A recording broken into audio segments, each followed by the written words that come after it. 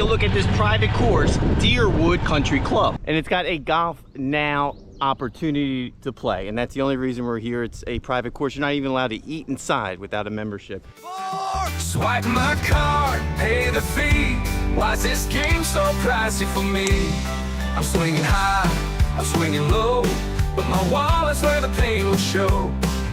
If I ruled the course, let me tell you, friend, we'd all be playing till the daylight ends. Golf ain't free, but if it's up to... Here we are looking at Deerwood Country Club. The course is over 20 years old. A private golf course located in Mount Holly, New Jersey, also Westampton. And we're gonna go through this private facility, how we ended up here, and more importantly, the history that stays behind here.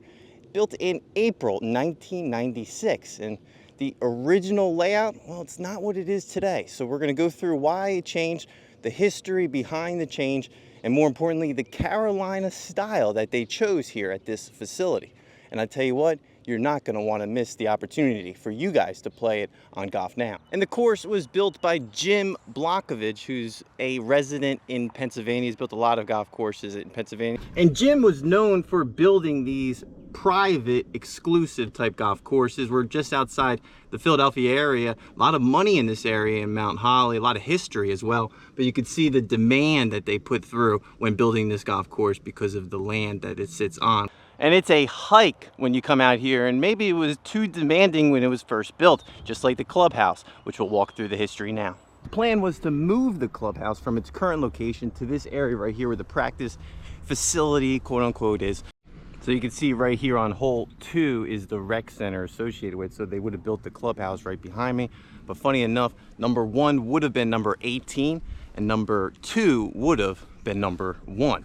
Kind of makes sense, but just like everything, changes over time. First hole is pretty challenging. I don't really recommend driver, but you might have to. It just gets a little bit tighter as you get up here, and then it's protected by multiple bunkers. Course stretches a total of 6,231 yards from the back tees and is a par 70. A lot of wetland and water spread throughout the course. That is, majority of the holes have water on it or a water hazard that is in play. Now there was a lot of expectations to build pretty much a community around this course and have the clubhouse at a certain location. That didn't plan out, one would say, but it's still a wonderful. And by the time you get to the third hole, you already know you're on a private golf course, just with these putting green surfaces. These are very, very nice. Hats off to the superintendent. Here, the putting green surfaces was the highlighting part of this facility in my eyes. First part 3 of the day. A par 3 throughout this course, making it a par 7. With the hardest hole on the course being number 5, a par 4, but you got to be very strategic with your shot with that bunker protecting it. Expectation was to originally walk the golf course, 18 holes. Walking it's not really that hard, but here you're not allowed to walk the course. I even tried convincing them that I want to walk the course. It's what I like to do. The course is so long. The stretch each and every hole in between is such a walk that it's just not recommended to do it, and you do not see anyone walking the golf course. It's more of a resort country club feel. And then when you finally get up here, there's a little pond you can go in. There's a bunker. There's another bunker, and God forbid you went too far, you pretty much obey.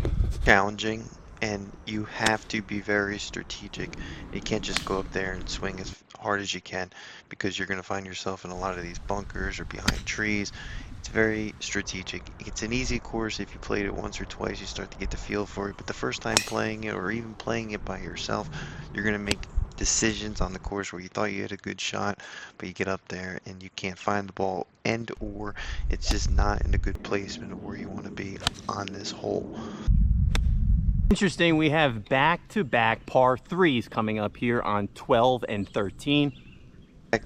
Par 3s you don't really see often. Typically they slow down pace of play, and even a design like that become very refreshing when on a golf course. How nice the restrooms are.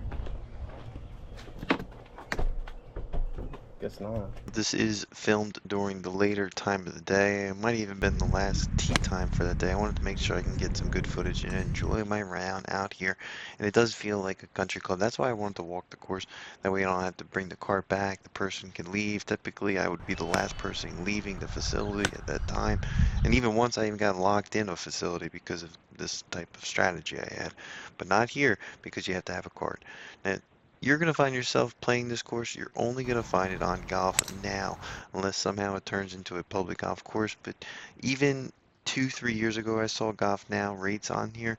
I should have took advantage of it. Waited 2 years later, we saw it finally open it up again on Golf Now. It's the only reason I'm over here.